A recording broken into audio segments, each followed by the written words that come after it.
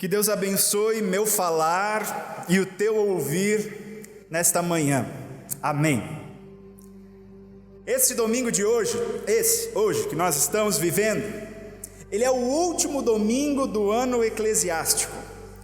E esse domingo, que é o último do ano eclesiástico, ele é conhecido na história da igreja de duas formas. Algumas tradições vão chamá-lo de Domingo do Cristo Rei. Já ouviu essa expressão? Domingo do Cristo Rei. Outras tradições, especialmente a tradição luterana, que também chama de Cristo Rei, mas também tem outra tradição por trás, é o Domingo da Eternidade. Popularmente ele é chamado como Domingo dos Mortos. Nós chamamos de Domingo da Eternidade, porque não acreditamos que morte tenha a última palavra sobre a vida daqueles que pertencem ao Senhor. Geralmente, nesses cultos do último domingo do ano eclesiástico, você vai ouvir: ou nós falamos do Domingo da Eternidade, ou nós falamos do Domingo do Cristo Rei. Não quero fazer isso hoje. Eu quero tentar juntar os dois temas, e eu espero o meu desejo é que o Espírito Santo mantenha os nossos ouvidos e os nossos corações abertos, e que Ele sopre sobre nós nessa manhã fé e esperança. Preciso começar um pouquinho antes. Domingo que vem vai ser Advento. Não sei se você lembra, mas o Advento ele marca o início de um novo ano para a igreja cristã. Sempre quando é primeiro domingo de Advento, é ano novo para a igreja. Então domingo que vem, quando você chegar na igreja, você vai poder olhar para o irmão, para a irmã e dizer Feliz Ano Novo, mesmo que nós não estejamos lá em janeiro ainda, porque para a igreja já é ano novo. Mas a partir do próximo domingo, nós vamos começar a contar novamente a história da fé. Nós vamos novamente começar a lembrar das promessas de Deus feitas ao povo de Israel sobre um Messias que seria enviado e mudaria a história de Israel, que não vivia mais de forma livre, mas vivia sob o domínio de outros reinos.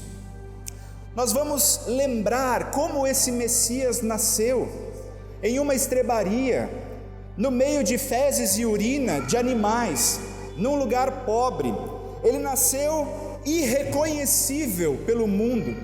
Ele passou despercebido por aqueles que foram o motivo da sua visita nessa terra. A partir do próximo domingo nós vamos relembrar de novo a história dos magos do Oriente, que não eram reis e não eram três, mas eram os magos do Oriente, que vão até o palácio de Herodes e perguntam: onde está o novo rei, porque nós queremos adorá-lo. Vamos relembrar de novo a história de Herodes, o homem mais poderoso do planeta da época, morrendo de medo de um bebê recém-nascido. Nós vamos lembrar novamente a história do menino Jesus, que lá com seus 30 anos inicia o seu ministério. Vamos chegar na Páscoa e vamos falar como ele foi visto como uma ameaça pelo reino político e pelo reino religioso daquela época. Por isso foi preciso executar Jesus, porque ele foi visto como uma ameaça. Depois nós vamos celebrar a sua ressurreição, porque a morte não teve a última palavra sobre ele, e ele ressuscita, nos garantindo a possibilidade também de vida e de vida eterna. Depois nós vamos relembrar as histórias e as lições que esse mesmo Jesus nos deixou, e a herança que nós recebemos por parte das primeiras comunidades cristãs. Nós vamos falar sobre isso o ano que vem de novo. Perceba, o ano eclesiástico é um ciclo que conta sempre de novo as mesmas histórias. Eu não sei quantos anos você participa de igreja, mas se você participa, vai lá, 10 anos, você está há 10 anos ouvindo as mesmas histórias. Já é assim há 2 milênios, um ciclo que é sempre contado e recontado novamente. Essa é a história que alimenta a nossa fé. Essa é a história que nos dá esperança de continuar vivendo nesse mundo. Essa é a história que move a minha e a tua vida. Essa é a história tão antiga, mas que sempre de novo se atualiza para dentro do nosso dia a dia, nos dando impulsos e nos dando orientação de como a gente vive a nossa vida no cotidiano. E hoje nós chegamos ao final de mais um desses ciclos. Hoje nós encerramos o ano eclesiástico. Esse tema nos acompanhou ao longo desse ano, amar a Deus e as pessoas. E este lema de 1 João 3,18, não amemos de palavra nem da boca para fora, mas de fato e de verdade. Esse tema e esse lema, eles estavam sempre impregnados em tudo aquilo que nós falamos e fizemos ao longo deste último ciclo, ao longo desse último ano eclesiástico. E no final desse ciclo nós precisamos fazer uma constatação. É verdade, essa é a história do Deus que se encarnou como gente no ventre daquela jovem camponesa da Palestina. Essa é a história do bebê que nasceu em um curral sujo e pobre. Essa é a história do adolescente que debatia com os sábios no templo. Essa é a história do adulto revestido de poder e autoridade. Essa é a história do Salvador que perdoa pecados. Essa é a história do ressurreto que garante vida eterna a todo aquele que vai até Ele. Resumindo, essa é a história do Cristo que é Rei. Hoje é domingo do Cristo que é Rei. Ao contarmos e recontarmos a sua história, ao nos depararmos com quem Ele é, Ele não é outra coisa senão o Rei da história, do mundo, da minha e da tua vida. Mas convenhamos, um rei ele só é rei se ele tiver um reino para governar, é ou não é verdade? Ninguém pode dizer eu sou rei se não tem nada para governar, se não tem sobre o que ou sobre quem reinar. Na época em que Jesus viveu, todos imaginavam que ele tomaria o poder de Roma e ele governaria lá de Roma de forma política. Os israelitas imaginavam, tal qual como Deus fez no Egito, quando nos libertou da escravidão, Deus vai fazer agora em relação aos romanos. Vai vir um Messias, vai tirar Herodes do trono, que vai sentar naquele trono e vai governar, e nós seremos novamente uma nação do Senhor, nós seremos novamente um reino de Deus, governado por um homem de Deus. Foi isso que Jesus veio fazer? Não foi. Ele disse, gente, vocês não estão entendendo qual é a do meu reino. O meu reino não é um reino político. O meu reino, ele disse, não tem nada a ver com esses reinos que vocês conhecem. A César vocês dão o que é de César, mas a mim, a Deus, vocês dão aquilo que é de Deus. Não se mistura o reino de Deus com o reino desse mundo, com o reino político, apesar de que o reino de Deus nos dá critérios para nossas escolhas em relação ao reino político desse mundo. E é aqui que entra o elemento da eternidade.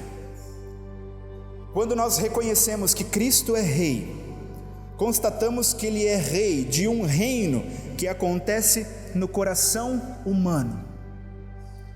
E esse reino que acontece aí no teu coração, ele é traduzido a partir da nossa vida, neste mundo, com as nossas palavras, com as nossas atitudes. E esse reino que acontece aí no teu coração e que nós traduzimos para o nosso dia a dia, ele não é um reino que diz respeito somente a nós, somente a essa vida, mas é um reino que atravessa inclusive a morte e ruma para toda a eternidade.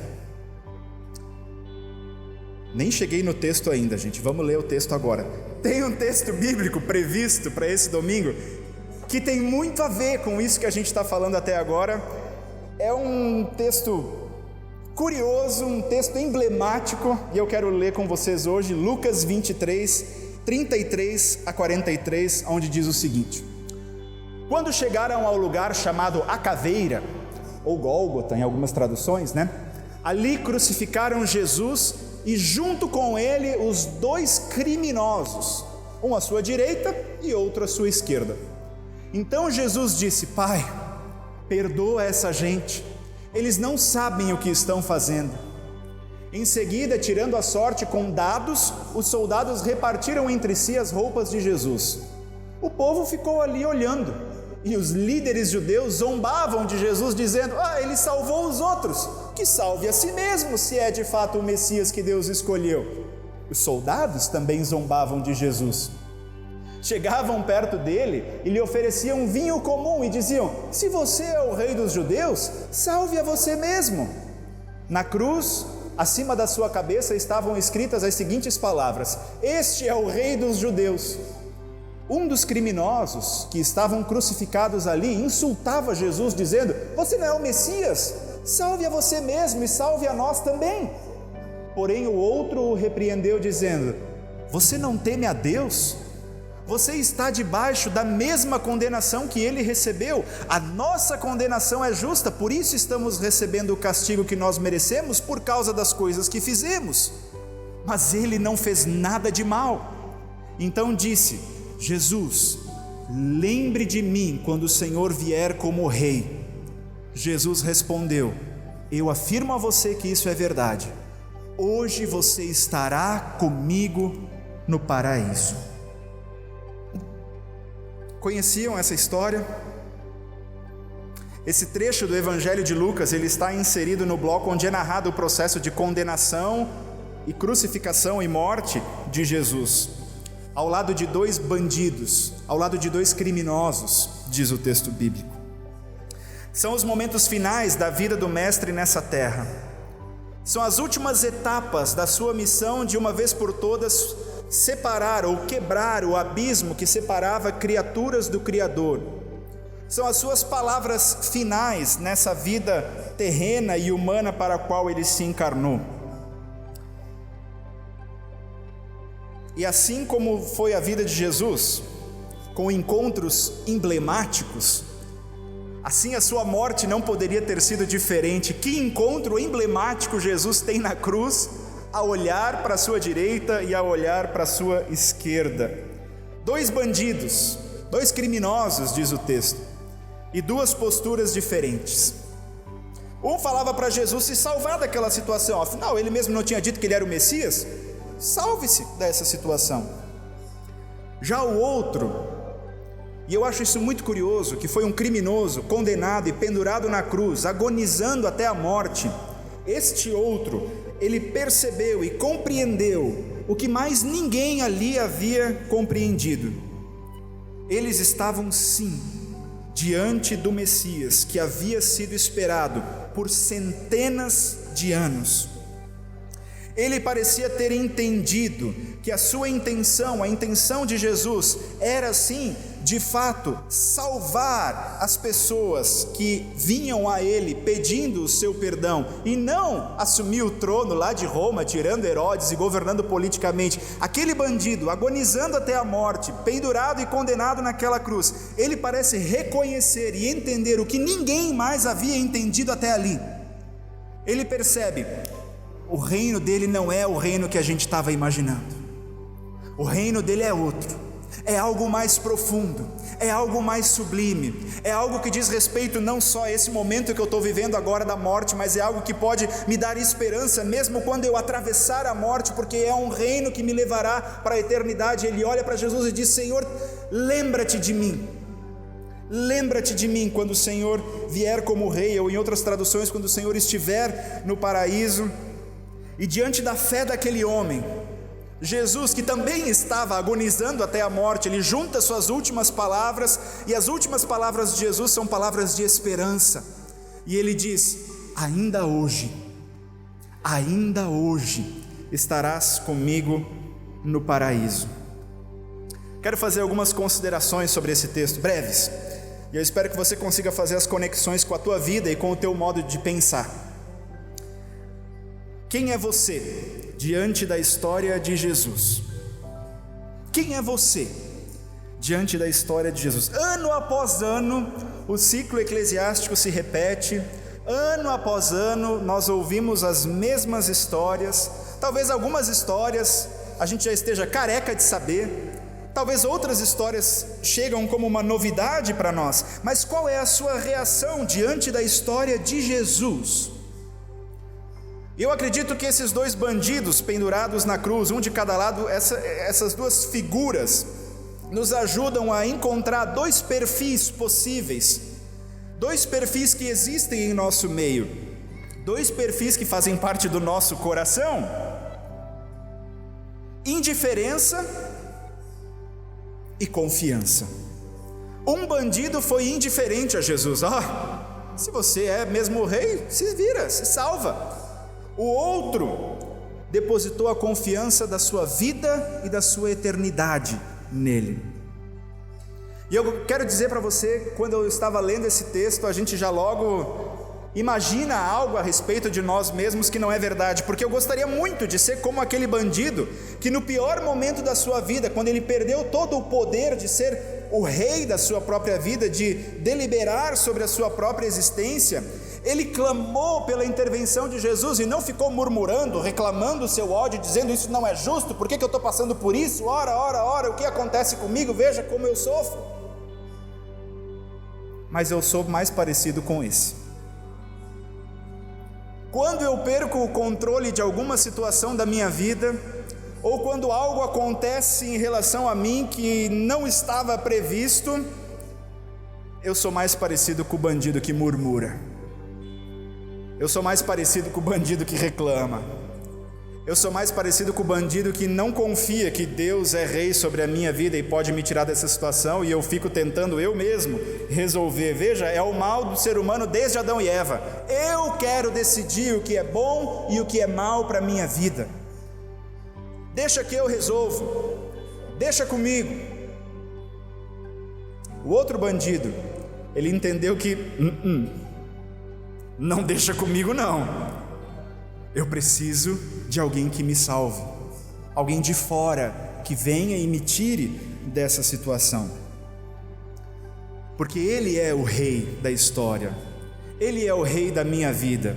Eu tinha um professor meu, eu já falei essa frase aqui algumas vezes, ele sempre dizia: Deus não precisa mandar ninguém para o inferno, basta Ele nos dar o livre-arbítrio que a gente vai sozinho. Esse é o mal do ser humano, a gente sempre escolhe aquilo que está longe de Deus, por isso que nós precisamos de um Salvador que faça algo por nós. Quem é você diante da história de Jesus? Aquele que se achega com fé e com confiança verdadeira, aceitando suas vontades e os seus desígnios, ou aqueles que murmuram e que reclamam, que gostaria que no fundo eu fosse o rei da minha própria vida? Eu gostaria de decidir o que eu queria fazer com a minha vida. Eu gostaria de decidir o lugar onde eu vou morar. Eu gostaria de decidir o lugar onde eu vou fazer minhas coisas. Eu gostaria de decidir. Não. Mas eu me submeto àquele que é rei. Pense sobre isso. Quem é você diante da história de Jesus? Um ou outro? Pense sobre isso. A segunda consideração que eu quero fazer é sobre essa resposta de Jesus. Essa resposta de Jesus ao bandido, quando ele garante, e promessa de Jesus a gente sabe que não falha, ele garante àquele criminoso que ele estaria sim no paraíso. E aí a gente pega os livros de teologia, e tem gente que escreve compêndios desse tamanho, dizendo em que lugar deveria estar a vírgula. O que Jesus disse: eis que te digo hoje, vírgula, estarás comigo no paraíso. Ou, eis que te digo, vírgula, hoje estarás comigo no paraíso. E eu perguntei para aqueles livros, eu na minha cabeça conversando, o que importa? Se é hoje, se é na eternidade, o que importa? O que importa é a promessa de Jesus de que aquele bandido arrependido, que clamou pela misericórdia de Jesus, ele iria experimentar a eternidade. Porque ele compreendeu que ele não poderia fazer por ele mesmo, mas só Jesus podia fazer isso por ele mesmo. Se nós queremos que Jesus seja o rei da nossa vida, nós precisamos nos alegrar com a graça de Deus e confiar na promessa da ressurreição. E estes dois temas, graça e ressurreição, são os dois temas que não nos dividem, mas que nos diferenciam de toda e qualquer outra confissão de fé. Graça e ressurreição. Alguém que resumiu muito bem esse episódio foi Philip Yancey, um jornalista e escritor norte-americano que eu aprecio muito, e ele escreveu esta frase, está um pouco escuro, essa frase é a respeito desse episódio. Ele diz o seguinte: Jesus perdoou um bandido pendurado numa cruz, consciente de que sua conversão era fruto do seu desespero. Aquele bandido jamais leria a Bíblia, não iria à sinagoga ou à igreja, jamais teria a chance de se redimir com as pessoas a quem lesou. Ele simplesmente disse: Jesus, lembre-se de mim, e Jesus respondeu: hoje mesmo estarás comigo no paraíso. Trata-se de mais um lembrete chocante de que a graça não depende do que nós fazemos ou achamos que podemos fazer para Deus, mas do que Deus fez por nós. A nossa condição é a mesma daquele bandido pendurado na cruz. Nós dependemos da graça de Deus se queremos a eternidade. O que nós fazemos não pode nos proporcionar salvação, mas sim a nossa confiança naquilo que Cristo faz.